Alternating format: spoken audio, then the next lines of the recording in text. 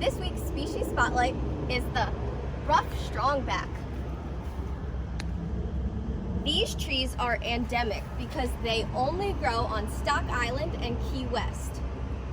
They can be a small shrub or even a small tree about 15 feet tall. So here are two great examples growing at the Key West Tropical Forest and Botanical Garden Nursery. These trees are pretty unique because their bark is thin and scaly and almost a reddish brown color. They also have unique alternating leaves. Now they're alternating because they grow on one side and then another as they go up in a spiral motion upwards.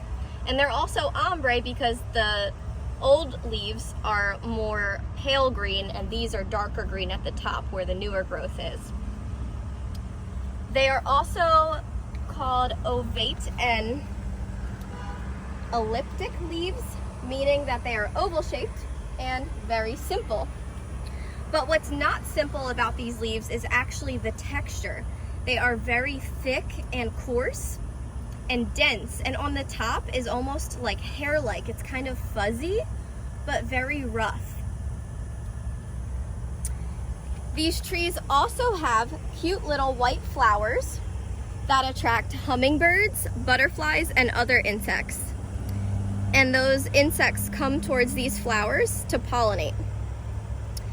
And then they have little round orange berries, which mockingbirds and catbirds eat. And when they eat these berries, then they end up spreading the seeds and hopefully growing in more locations. Because the rough strongback species are endemic and critically endangered, surviving only on Stock Island and Key West, they are part of our EPAC plants here at the nursery. So EPAC stands for Endangered Plant Advisory Council. So these plants are grown for the research, conservation, and preservation of a species.